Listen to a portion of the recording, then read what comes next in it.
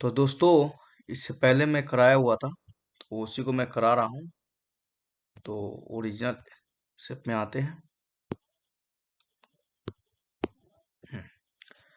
तो मैंने स्वर वर्ण के प्रकार दो प्रकार बताए थे और हरस स्वर और दीर्घ स्वर करा दिए थे। अब हमको कराना है आगे, इसके आगे यानी कि हरस स्वर को कराना है। ठीक है, तो देखिए हरस स्वर क्या होता है। अभी हम लोग क्या पढ़ रहे हैं, व्यंजन में भी। मैं इसको थोड़ा मोड़ देता हूँ, सही रहेगा। कुछ एक मिनट,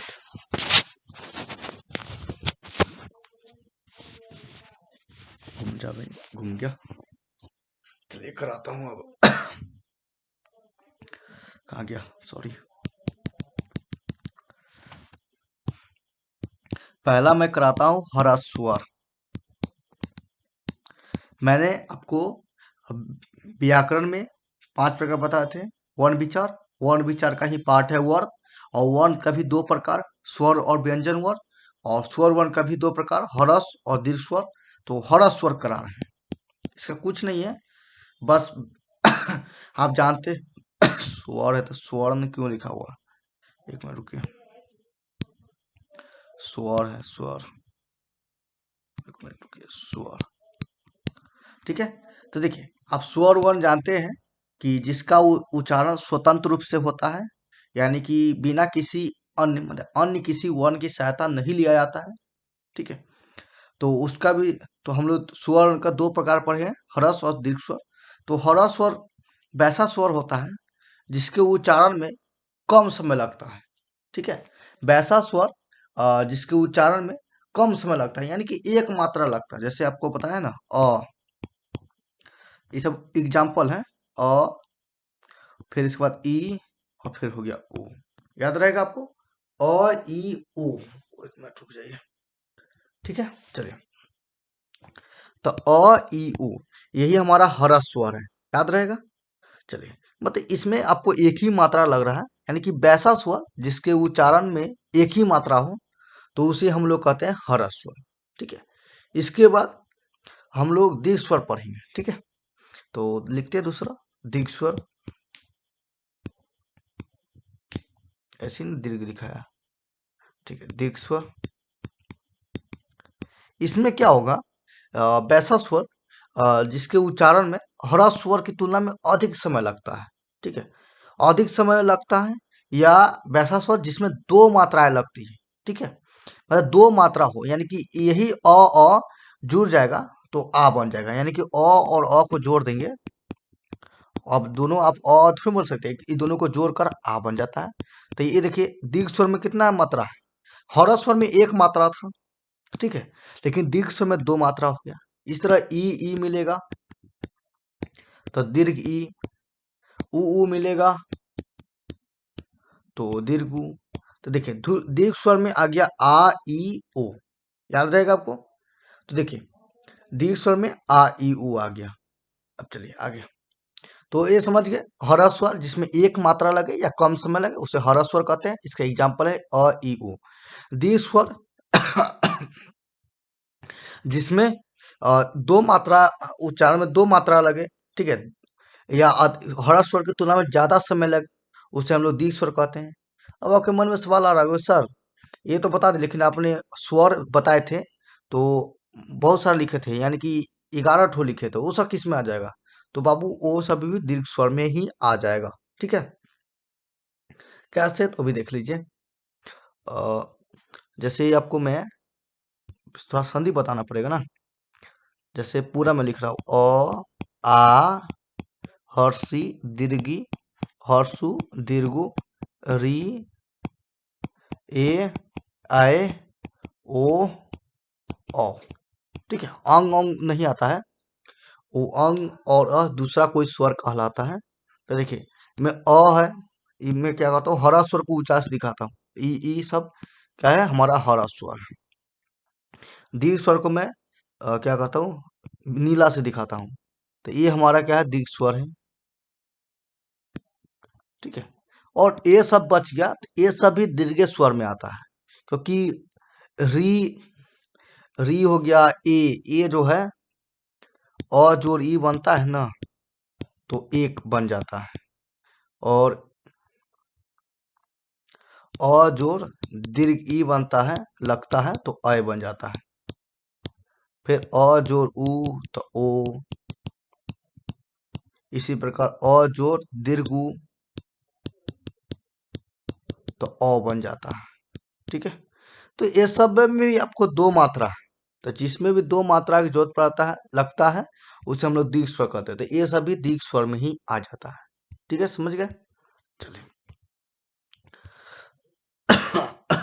अभी और भी स्वर है, बांटा जाता है और भी मेथड से, लेकिन वो सब हमको मतलब नहीं पढ़ना है अभी। ठीक है, चलिए अब मैं आपको व्यंजन पे आता हूँ। तो इतना समझ गया ना कि इसमें कितना, 2 4 6 8 10 11, यानी कि स्वर वन मैं यहाँ पे साइड में लिख देता हूँ। स्वर वन 11 हो गया, हमको 52 पुराना है।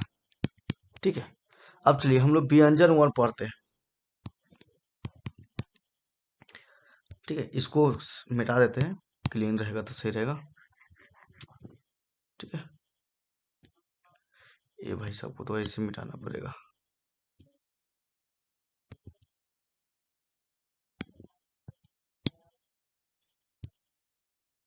हम्म, चलिए अब हमको लोग को व्यंजन संधि पढ़ना, क्या व्यंजन पढ़ना है।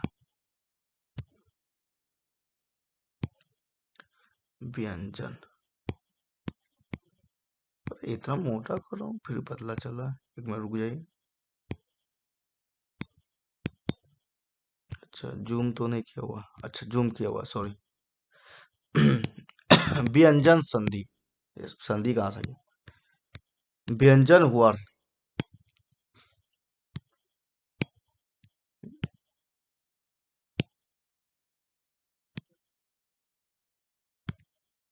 एक मिनट रुक गया, हैंग कर रहा है थोड़ा, तू हट जा भाई।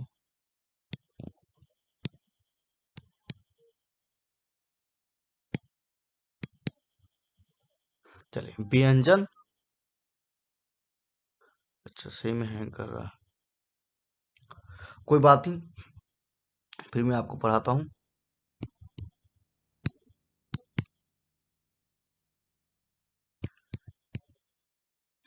क्या हो रहा है, सॉरी एक मिनट। हाँ अब मूल रूप में आ गया।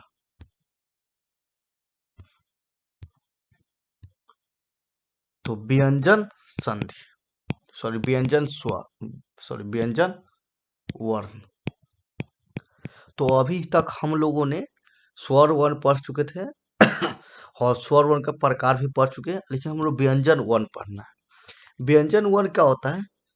जिसका हम लोग उच्चारण करते हैं तो स्वर वर्ण की सहायता पड़ता है, लेना पड़ता है। ठीक है, जैसे क बोलिएगा तो क बोलने में आपको स्वर का भी सहायता लेना पड़ा है। क में देखिए लास्ट में और आए क, ख बोली तो ख, लास्ट में और आएगा नहीं, यानी कि स्वर वर्ण आएगा। कोई भी मात्रा पढ़िएगा तो व्यंजन वर्ण कोई भी पढ़िएगा तो उसमें स्वर वर्ण की सहायता लिया जाता है। तो इसका इसी से परिभाषा इसका बन जाता है। ठीक है, इसको मैं लिखता हूं, वैसा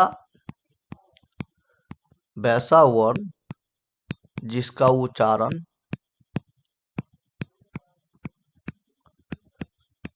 वैसा वर्ण जिसका उच्चारण स्वर वर्ण की स्ववर्ण की सहायता से हो, उसे व्यंजन वर्ण कहते हैं। उसे व्यंजन वर्ण कहते हैं। इतना आपको समझ में आया? जैसे मैं आपको बहुत सा लिखाऊंगा ना, जैसे कौर चौर ये सब लिखा दिया, ठीक है। अब आगे देखिए, व्यंजन वर्ण का भी हम लोग प्रकार पढ़ेंगे। क्या पढ़ेंगे? व्यंजन वर्ण का भी प्रकार पढ़ेंगे। ठीक है, चलिए।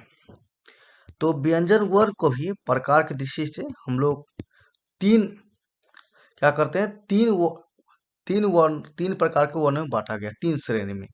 व्यंजन, यहाँ लिखता हूँ, व्यंजन वर्ण का प्रकार। ठीक है, 3 श्रेणी बांटे हैं।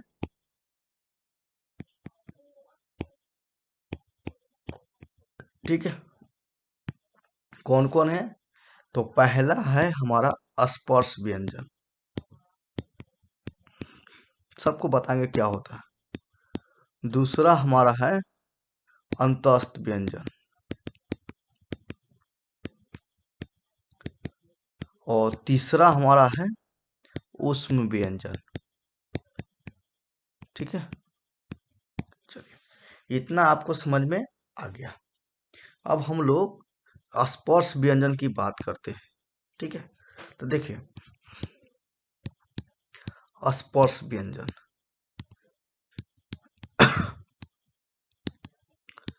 स्पर्श व्यंजन का नाम स्पर्श व्यंजन मेरे अनुसार इसलिए पड़ा है क्योंकि इसमें हम लोग क्या करते हैं, बहुत सारा अंग क्या होता है, मतलब भाग, मुंह का भाग, मुंह के अंदर का भाग स्पर्श करता है, इसलिए हम लोग इसको स्पर्श व्यंजन कहते हैं। स्पर्श व्यंजन में आपको एग्जाम्पल इसका हो गया, बस आपको एग्जाम्पल याद रखना है क्योंकि ऑब्जेक्टिव में आपका एग्जाम्पल ही आएगा। तो स्पर्श व्यंजन में आपको याद रखना है कवर्ग, ये 5 होता है ना, चवर्ग ये भी 5 होता है, टवर्ग ये 5, टोटल स्पर्श व्यंजन 25 होता है। ठीक है, क से लेकर म तक, तो तवर्ग भी 5, पवर्ग भी 5। ठीक है, स्पर्श व्यंजन कोई पूछे क्या होता है, कहेंगे कि वैसा व्यंजन जो वैसा व्यंजन जिसका उच्चारण हम लोग बहुत सारे जीव के मुंह के अंदर भाव को स्पर्श करके करते हैं। ठीक है, उसे स्पर्श व्यंजन कहते हैं। ये तो परिभाषा हो गया, लेकिन परिभाषा एग्जाम में नहीं आता है जनरली। तो क्या आता है, आता है कि भाई इनमें से कौन सा स्पर्श व्यंजन है। ठीक है, स्पर्श व्यंजन कितने हैं। ठीक है, इस ये सब आता है। तो आपको याद रहेगा स्पर्श व्यंजन कितने, 25। कौन कौन है, तो कवर्ग, चवर्ग, टवर्ग, तवर्ग, पवर्ग। ठीक है, ये दोनों वर्ग है। चलिए तो पहला काउंट करवाते हैं ना, कहाँ गया, कहाँ गया, हाँ, यहाँ स्वर वर्ण हमने 11 बताए थे, और स्पर्श हो गया हमारा 25, टोटल 52 पुराना है हमको। ठीक है, तो कितना हो गया, 6, 5 1 6, 2 1 3, 36 तो पूरा हो गया। ठीक है, चलिए और आगे चलिए। तो स्पर्श व्यंजन के बाद व्यंजन वर्ण के दूसरा प्रकार क्या है, अंतस्थ व्यंजन, अंतस्थ व्यंजन। ठीक है, चलिए दूसरा अंतस्थ व्यंजन, इसका परिभाषा मैं अपने मन से बना देता हूँ। ठीक है, अंतस्थ व्यंजन। ठीक है, अंतस्थ व्यंजन, इसमें आपको इसका एग्जाम्पल होता है, इसमें हम लोग क्या करते हैं, अंतस्थ य, मतलब इसमें हम लोग हवा को अंदर लेते हैं। ठीक है, यानी कि इसमें स्वर और व्यंजन के बीच क्या होता है, थोड़ा स्थान स्थित रहता है, इसलिए हम लोग इसको अंतस्थ व्यंजन कहते हैं। ठीक है, और इनका उच्चारण करिएगा ना, सबका मैं ऐसे उच्चारण स्थान पढ़ाऊंगा, टेंशन मत लीजिए। पर क्या है कि इनका अंतस्थ व्यंजन उच्चारण स्थान जो है, आपको जीभ, तालु, दांत और होश के परस्पर सटाने से होता है। किसका किसका, जीभ, तालु, दांत और होस्ट, इसको परस्पर सटाने से होता है। ठीक है, चलिए होता है आपको इसका परिभाषा आप लोग कैसे भी बना सकते हैं, क्योंकि कि वैसा व्यंजन जिसके उच्चारण में हवा अंदर की ओर जाता है। ठीक है, य, य मतलब यह बोलिएगा ना, इसके अंतस्थ व्यंजन का एग्जाम्पल समझिए।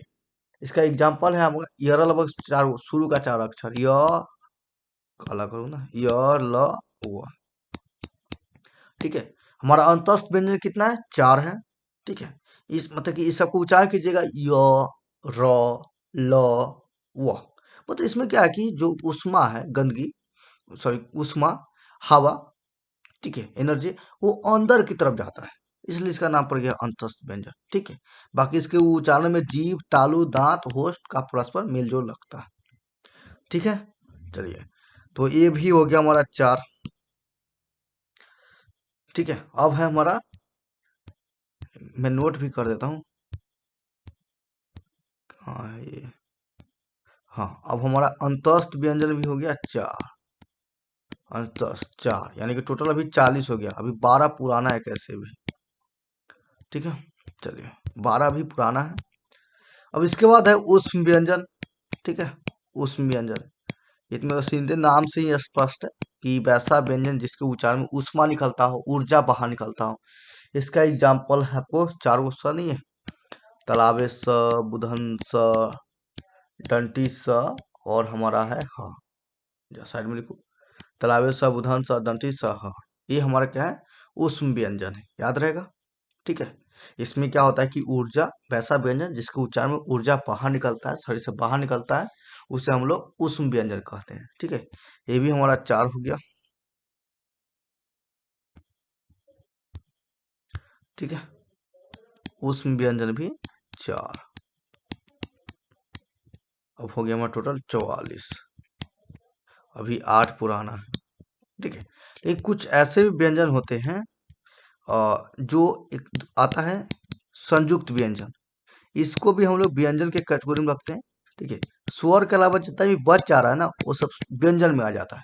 क्योंकि व्यंजन मतलब कि स्वर के अलावा जो भी शब्द है, वर्ण है, अक्षर है, उसके उच्चारण में अन्य किसी वर्ण के साथ आ लेना पड़ रहा है, यानी कि वो स्वर का ही लेना पड़ रहा है। तो हम लोग उसको व्यंजन कैटेगरी में नहीं रखते हैं, लेकिन उसको भी स्वर संयुक्त व्यंजन बोलते हैं। इसमें क्या आगे संयुक्त व्यंजन में आपको अ, एक से अधिक क्या होगा, व्यंजन मिक्स किया होगा। ठीक है, ऐसे तो व्यंजन में तो स्वर और व्यंजन दोनों मिक्स रहता है, लेकिन संयुक्त व्यंजन में एक से ज्यादा व्यंजन मिक्स रहेगा। ठीक है, जैसे आपको ये लबा का चौथा अक्षर है ना, लास्ट वाला, छ, तर, ज्ञ, और हमारा सरा, याद रहेगा ना, छ, तर, ज्ञ, सरा। ठीक है, ये हमारा संयुक्त व्यंजन है। ठीक है, तो कितना हो गया, पूरा हो गया। थोड़ा और इसके बारे में बताते हैं। देखिए, आप लोग सोच रहे होंगे सर ये सब कौन कौन सा अक्षर से मिलकर बना हुआ है, वो भी बता दीजिए। तो वो भी बता देते हैं। ठीक है, तो छ, देखिए, और इसका आपको कौन कौन सा व्यंजन से मिलकर बना हुआ है ये नहीं याद आ रहा है, तो इसका इंग्लिश आप याद किए होंगे, KSH, यानी कि इसका जो है ना आधा क है। ठीक है, और पूरा तालाब है, च से मिलकर बना हुआ है।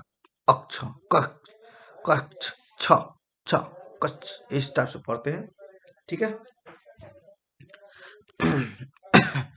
अब फिर तरह देखिए, तरह, तरह, TR से तरह होता है, यानी कि आधा त अब पूरा र से मिलकर बना हुआ है। ठीक है, इस तरह ज्ञ जो है, नुआई जा रहा होगा आपको, फिर भी क्या कीजिए, मैनेज कीजिएगा, गाँव में वीडियो बनाते हैं ना। ज्ञ, JN से ज्ञ होता है, या GN से भी ज्ञ होता है। ठीक है, JN या GN, तो इससे आपको क्या पता चल रहा है कि ज्ञ जो है आधा ज, ठीक है, और क्या है, और अ से। ठीक है, ज्ञ, ठीक है, यह आधा ग और जो और अ से बना हुआ है। ठीक है, चलिए अब हमारा स्र हो गया। तो स्र का तो सिंपल सा है, स्र SHR होता है, यानी कि आधा तलावे स प्लस र। ठीक है, तो ये हमारा जो है छ, त्र, ज्ञ, स्र, ये संयुक्त व्यंजन है, यानी कि इसका जो है ना ये सब बहुत सारे मतलब कि क्या है कि व्यंजनों से मिलकर बना हुआ है, यानी कि व्यंजनों को जोड़ा गया है तब ये बना हुआ है। ठीक है, तो छ कौन सा है, छ है आधा क तलावे स से, त्र है त और र से, ज्ञ है तो ज न से या ग न से बना हुआ है, स्र है तलावे स और र से बना हुआ है। ठीक है, याद रहेगा, स्र, स्र। ठीक है, ये तो हमारा हो गया संयुक्त व्यंजन। ठीक है, अब यहाँ पे देखिए और ऐड करते हैं। ठीक है, संयुक्त हो गया 4, अब हो गया हमारा टोटल 48। ठीक है, अभी हमको 4 पुराना है। अब 4 कौन कौन है, पूरा 52 पुराना है, याद रखिए पूरा हमको 52 पुराना है। स्वर तो 11 बता दिए, ये 25 बता दिए, अंतस 4, उसमें 4, संयुक्त 4। ठीक है, लेकिन हमको 4 और पुराना है। 4 जो है ना, जिसमें आपको एक होता है र, एक होता है ढ। आपको एक सर एक मिनट रुकिए, आपको एक सर र और ढ तो आप तो ले चुके हैं टाटा र में। नहीं बाबू, तो र और ढ जो है ना, ए इसके नीचे बूंदा है, इसको बोलते हैं सॉरी, इसको बोलते हैं द्विगुण वर्ण। ठीक है, द्विगुणी वर्ण या अयोगवाह वर्ण। ठीक है, ये हिंदी भाषा का अपना है। ठीक है, मतलब आप सीढ़ी लिखते होंगे। ठीक है, सीरिया या खड़ी, तो उसमें एक ये र जो है यूज होता है, इसकी र का इसका उच्चारण र होता है। ठीक है, ये भी र ही रहता है, इसको बोलते हैं ढ ढ। ये हो गया आपको इससे मिलता हुआ शब्द मूठी हो गया। ठीक है, चलिए, तो अभी कितना पड़ गया हमारा? अभी क्या है कि दो तो हमारा क्या है, द्विगुणी दो हो गया, 50 पूरा हो गया, लेकिन हमको दो और पुराना है। तो दो के लिए एक हो गया हमारा अनुस्वार और एक हो गया विसर्ग। ठीक है, ये हो गया अनुस्वार और दूसरा है ये जो है ये बुंदा, ये हो गया विसर्ग। हो गया, पूरा हो गया 52। हो गया कि नहीं 52? दो इसमें ऐड कीजिए, हो गया 52। ठीक है, चलिए, अनुसार है, इसका मतलब न होता है, नाक से हम लोग नहीं बोलते हैं, जैसे यहाँ देखिए चंदा चंदा। ठीक है, अनुस्वार ये होता है विसर्ग, इसका उच्चारण ह होता है। ठीक है, ज्यादातर ये संस्कृत वाले शब्दों में आता है, जैसे यहाँ पे लिखा रहेगा गज, गज हो गया, लेकिन यहाँ पे बूंदा अनुस्वार दे देंगे तो हो जाएगा गज, इसका उच्चारण ह होता है। ठीक है,